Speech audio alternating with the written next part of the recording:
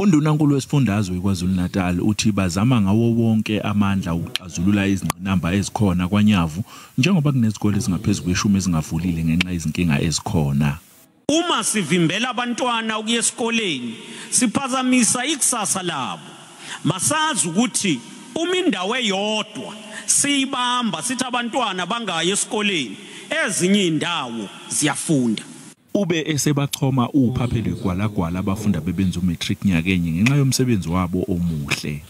You are the exemplary cohort that lived through the setbacks and disruption in the education system for 2 years with the outbreak of COVID-19 since you were in grade 11 in 2020. Obengamele zemfundo eGauteng uPanyaza Lisofi ubonga abafundi kanye nothisha ngomsebenzi wabo nakuba bebebhekene nezingqinamba onyakeni wokufunda. I want to salute children or learners that managed to pass 2021. But we are gathered here, ladies and gentlemen, in honor of these children, but there is only one person that can claim these results, an institution that can say these results belong to them, and that institution is called teachers. Cape bekuyiso leso njengoba isifundazwe senze kahle kakhulu. Wengamele zemfundo kulesifundazwe uthi uyaziqhenya kakhulu ngabafundi bakulesifundazwe. I'm really delighted, and I rarely use that word, but to have gone up by 1.2 percentage points from last year in the current circumstances is good on its own. But to be over the 80% mark again, we just missed it last year, and that is also a huge achievement. Zemfundo eEastern Cape ufundile kade uthi weneme ngemphumela isifundazwe.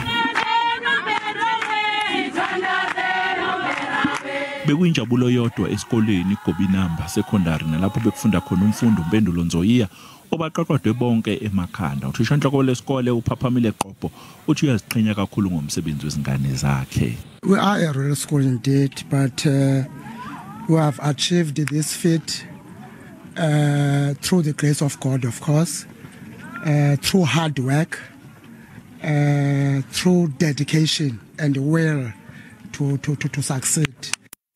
Elelo mhlathi izinga abafunda bebenza uMatric esifundazweni iNorthern Cape njengoba bephumelele ngamalengiso.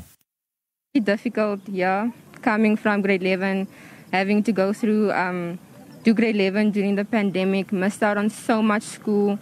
There was a big gap in the syllabus that we didn't get to go through. Lezemfundo eLimpopo uPaul Bushielo ukhale kakhulu ngokuba nesibalo esiphezulu sabafunda bebebhala uMatric nyakenye wathi lokhu kubashaye kakhulu njengoba bengenzanga kahle. Is bearing the brunt of almost double the amount of letters, also from very rural area and also with a lot of good infrastructure. Izinga lokuphumelela kwabafundi bakaMatric uma kuqhathaniswa nangonyaka u2020.